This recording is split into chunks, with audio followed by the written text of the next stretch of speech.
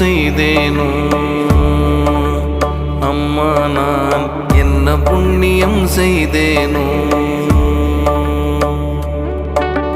மன்னர் நாதர் அம்பலவர் வந்தார் வந்தார் என்று திரு சின்னநாதம் என்னிரண்டு செவிகளினுள் சொல்கின்றதே. என்ன புண்ணியம்